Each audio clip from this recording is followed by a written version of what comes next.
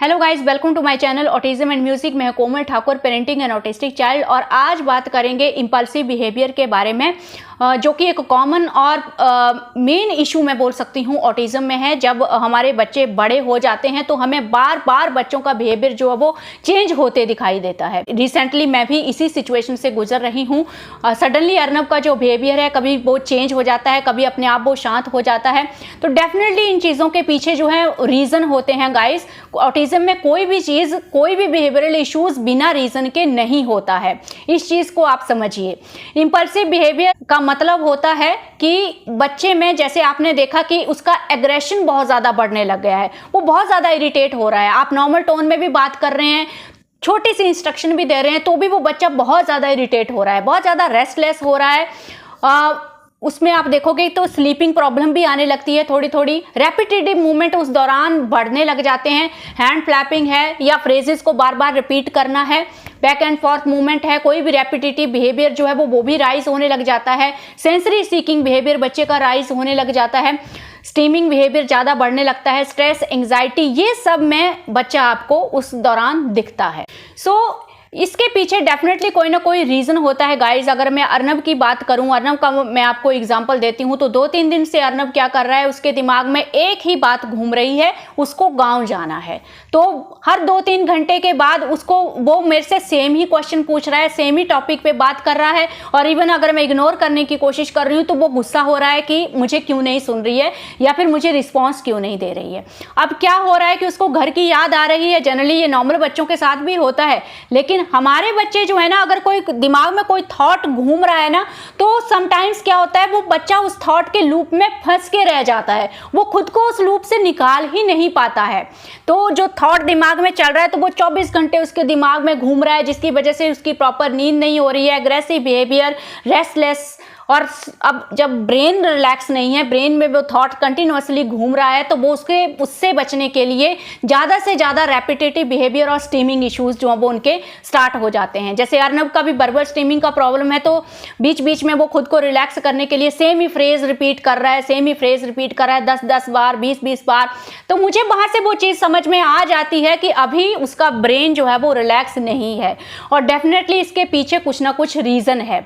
तो एक तो गाँव वाला रीजन है, और दूसरा रीजन ये है कि अभी कुछ दिन से मैं बिजी थी। जो स्टॉक का वीडियो आया था, आपने देखा था, मैं उसके लिए मुझे दिल्ली जाना पड़ा। तो कुछ दिन से उसका जो डेली रूटीन था वो प्रॉपरली फॉलो नहीं हुआ, और मैं उसको ज़्यादा टाइम नहीं दे पाई। और तो अर्नब के पीछे जब भी उसका बिहेवियर चेंज होता है तो मुझे पता होता है, मैं इमीडिएटली उसके ऊपर वर्कआउट करने की कोशिश करती हूँ। आपको भी ऐसे ही करना है, सोचने की कोशिश कीजिए कि क्या चेंज हुआ है, क्या रीजन हो सकता है। तो मैं सबसे पहले देखती हूँ कि क्या मैं टाइम प्रॉपरली उसको दे रही हूँ, क्या मैं उसका शेड्यूल पूरा प्रॉपरली फॉलो कर रही हूँ, कहीं वो बोर तो नहीं हो रहा है, उसको प्रॉपरली एंगेज किया जा रहा है, उसका जो फन प्ले है, उसका जो एंटरटेनमेंट है वो पूरे तरीके से हो रहा है या नहीं हो रहा है। मैं सारी चीज़ों को ऑब्जर्व करती हूँ, फिर उसके बाद उनको चीज़ों को चेक करती हूँ कि कहाँ पे जो है वो प्रॉब्लम आ रही है। जो अब मैं आप लोगों को सॉल्यूशन बताती हूँ कि इस सिचुएशन में आप क्या कर सकते हैं। जब भी आपको लग रहा है कि मेरे बच्चे का जो रेस्टलेस, इरिटेटिंग बिहेवियर जो है वो बढ़ रहा है, स्ट्रेस, एंग्जाइटी, स्टीमिंग, ये सब इश्यूज बढ़ रहे हैं, तो आपको फाइनली करना क्या है। सबसे पहले तो इस चीज़ की इंपॉर्टेंस तो अब मैं हर बार हर वीडियो में आप लोगों को बोलती हूँ कि अगर ऑटिस्टिक बच्चे के साथ आपको एक सुकून भरी जिंदगी जीनी है, तो आप ये आदत डाल लीजिए कि आपको उसकी एक्टिविटीज़ को स्ट्रक्चर करना है, उसको शेड्यूल में रखना है। चाहे वो 5 साल का बच्चा है, 10 साल का है, 20 साल का है, 30 साल का है, किसी भी एज का बच्चा है, आपको उसका प्रॉपर शेड्यूल बनाना ही है। और इसमें बहुत ही सिंपल लॉजिक है गाइज। अगर मुझे पता है कि मुझे कल क्या क्या करना है, तो डेफिनेटली मैं पहले से उस चीज़ के लिए प्रिपेयर रहूँगी, मैं पहले से तैयारी करूँगी, और मैं स्ट्रेस में नहीं जाऊँगी, और मैं हर चीज़ को ईजिली कर पाऊँगी बिना स्ट्रेस के।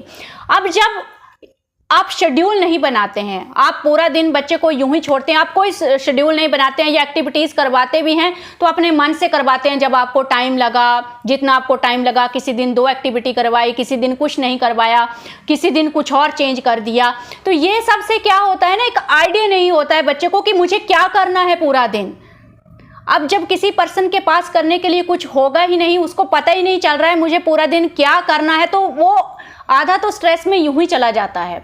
क्योंकि हमारे बच्चों के पास ज़्यादा कुछ ऑप्शन होती नहीं है कि अपने फ्रेंड्स के साथ खेलें या खुद का एंटरटेनमेंट खुद करें। तो ऐसे में जब कोई टारगेट भी नहीं होता है, जब कोई गोल भी नहीं होता है, जब कोई काम भी नहीं होता है करने के लिए, तो डेफिनेटली एक ऑटिस्टिक पर्सन तो क्या, एक नॉर्मल पर्सन भी स्ट्रेस एंजाइटी में जाएगा ही जाएगा। उसमें भी आपको बिहेवियरल इश्यूज दिखेंगे ही दिखेंगे। सो इस चीज़ की इंपॉर्टेंस समझिए। जो भी आप चीज़ें करवाते हैं शेड्यूल में करवाइए। उस शेड्यूल में आपको प्रॉपर खाने का टाइम होना चाहिए, प्रॉपर राइटिंग रीडिंग का टाइम होना चाहिए, प्रॉपर कलरिंग का टाइम होना चाहिए, प्रॉपर थेरेपी का टाइम होना चाहिए, ओटी का टाइम होना चाहिए, लैंग्वेज का टाइम होना चाहिए, पार्क का या वॉकिंग का या साइकिलिंग का टाइम होना चाहिए।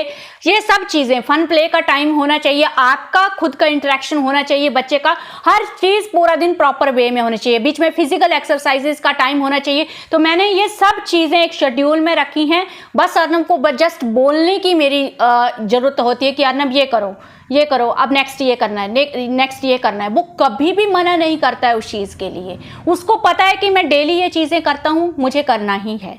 तो और उसको ये भी पता है कि हर एक्टिविटीज़ में कितना कितना टाइम लगेगा, हर चीज़ का आइडिया है। तो वो चीज़ें प्रॉपर तरीके से हो जाती हैं। तो यहाँ से आपको आसानी होती है। यहाँ से ये जो इम्पल्सिव बिहेवियर है ये बच्चों में बहुत कम रिड्यूस हो जाता है। दूसरी चीज़, आपको अब ये तो हो गया कि उनको हम लोगों ने प्रॉपर एंगेज किया, उनको पूरा आइडिया है। अब एक नॉर्मल पर्सन की तरह उनके पास भी कुछ करने को है, उनको भी पता है एक नॉर्मल पर्सन की तरह, हाँ मैं डेली क्या करता हूँ, मुझे क्या क्या करना है।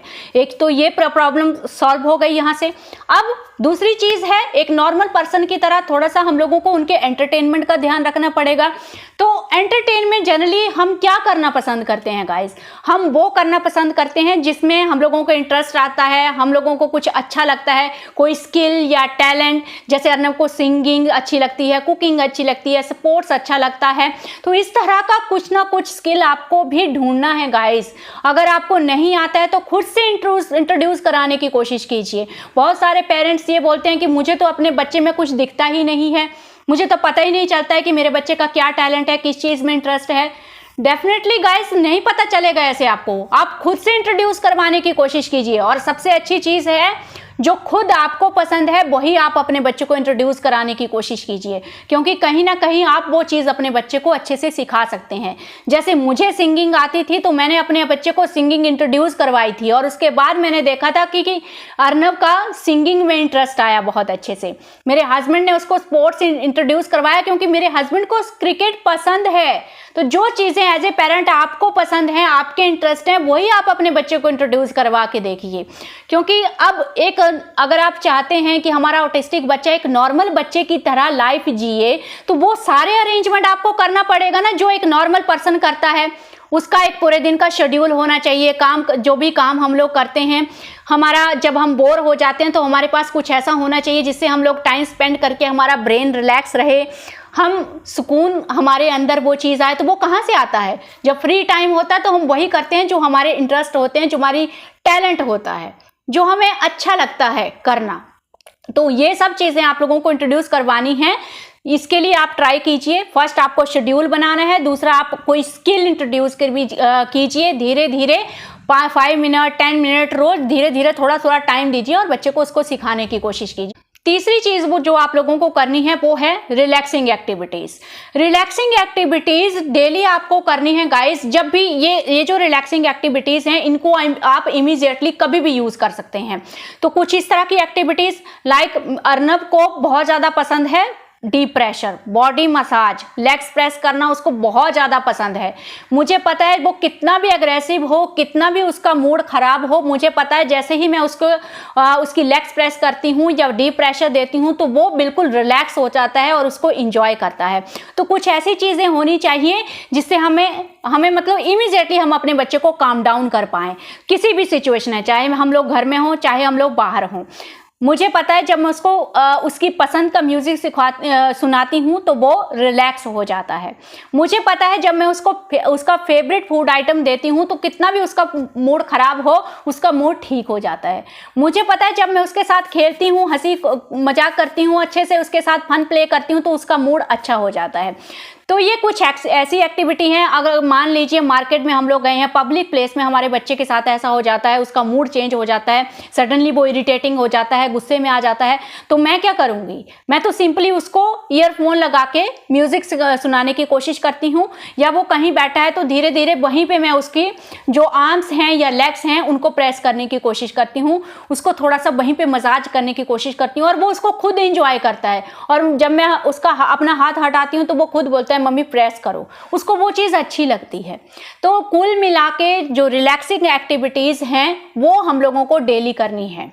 रिलैक्सिंग एक्टिविटीज़ में अगर आपके बच्चे का बिहेवियर बहुत ज़्यादा वायलेंट है, हिटिंग बाइटिंग बिहेवियर है, तो जो सेंसरी इश्यूज़ की एक्टिविटीज़ होती हैं, जैसे हमारी जो टेक्सचर एक्टिविटी होती है जिसमें हम लोग डिफरेंट टेक्सचर बॉडी पर रब करते हैं, या फिर पिल्लो से डीप प्रेशर हम लोग दे सकते हैं, ये सब चीज़ें जो हैं वो बच्चों को रिलैक्स करती हैं। तो कुल मिला के ओवरऑल पैकेज है, एक प्रॉपर शेड्यूल बनाइए हर चीज़ का, एक्टिविटी का। दूसरा, कोई स्किल इंट्रोड्यूस करवाइए जिसके साथ वो टाइम स्पेंड करके उन्हें अच्छा लगे। और तीसरी चीज, बॉडी को रिलैक्स करने की जो एक्टिविटीज हैं वो आपको ट्राई करनी है। तो हर चीज का आपको सोल्यूशन रखना है कि अगर मेरा बच्चा बाहर एग्रेसिव होता है, बाहर बिहेवियरल इश्यूज करता है, तब मैं क्या करूंगी इमीडिएटली, क्योंकि तब मेरे पास इतना ज्यादा टाइम नहीं है उसको काम डाउन करने के लिए। तो कुछ ऐसी इमीडिएट एक्टिविटीज होनी चाहिए, जैसे म्यूजिक से उनको इम्पैक्ट पड़ता है, और जो बॉडी जो हम लोग प्रेस करते हैं मसाज, उससे उनको सुकून मिलता है। तो कुछ इस तरह की एक्टिविटीज आप लोगों को ट्राई करनी है। तो ये चीजें अगर आप करते हैं तो मैं गारंटी देती हूँ श्योरली आपको किसी भी एज में कोई प्रॉब्लम नहीं आएगी। आप अपने ऑटिस्टिक बच्चे के साथ बिल्कुल सुकून से जिंदगी गुजार सकेंगे। और इस तरह से जब बच्चा फिजिकली और मेंटली रिलैक्स रहेगा तो डेफिनेटली उसमें और अच्छी इंप्रूवमेंट आती है, और उसमें आपको हर एरिया में जो है वो इंप्रूवमेंट दिखती है, चाहे वो सोशलाइजेशन हो, कम्युनिकेशन हो, लैंग्वेज हो, हर चीज में आपको इंप्रूवमेंट दिखती है। और यही तरीका है गाइस, और कोई तरीका नहीं है जिससे आप उनको शांत कर सकें। ये 3 चीजें आपको स्ट्रिक्टली फॉलो करनी है, हर चीज में, हर एज में फॉलो करनी है। मैं अभी तक इन्हीं 3 चीज़ों के सहारे आगे बढ़ रही हूँ, इन्हीं 3 चीज़ों से मुझे बेनिफिट हो रहा है। एंड आई एम श्योर अगर ये मेरे बच्चे के लिए काम कर रही है तो डेफिनेटली आपके बच्चे के लिए भी ज़रूर काम करेंगी। और ये एटीट्यूड तो कभी आप बना के ही मत चलो कि हाँ अब 10 साल का हो गया, 12 साल का हो गया, 14 साल का हो गया, अब इसको इसके हाल पे छोड़ दो नॉर्मल बच्चों की तरह और ये खुद हैंडल कर लेगा अपने आप को, तो फिर प्रॉब्लम हो जाती है। क्योंकि अगर हम लोग ऐसे छोड़ देते हैं गाइस, तो मैं खुद देखती हूँ अपने बच्चों में, मैं ऐसा नहीं है कि मेरे साथ ये चीज़ नहीं हो रही है और मैं आपको बोल रही हूँ, मैंने खुद ऑब्जर्व किया है। अगर मैं उसको कुछ दिन के लिए टाइम नहीं देती हूँ, उसको पूरी तरह से इग्नोर करती हूँ, कोई शेड्यूल फॉलो नहीं करती हूँ, तो स्टिल अर्नब में भी वो प्रॉब्लम स्टार्ट हो जाती हैं।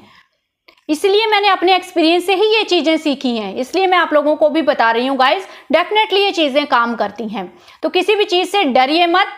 जब भी आपको कंफ्यूजन हो कि मुझे अपने बच्चे का बिहेवियर समझ में नहीं आ रहा है, तो जस्ट एक नॉर्मल पर्सन की तरह सोचिए कि एक नॉर्मल पर्सन को रिलैक्स रहने के लिए क्या क्या चीज़ें चाहिए। डेफिनेटली आपके दिमाग में कोई ना कोई सोल्यूशन ज़रूर आएगा गाइस। सो आई होप ये वीडियो आप लोगों को हेल्प करेगा, मुझे भी कर रहा है, डेफिनेटली ये स्ट्रैटेजीज मुझे भी हेल्प कर रही हैं, आप लोगों को भी करेंगी। मिलते हैं अभी नेक्स्ट वीडियो में।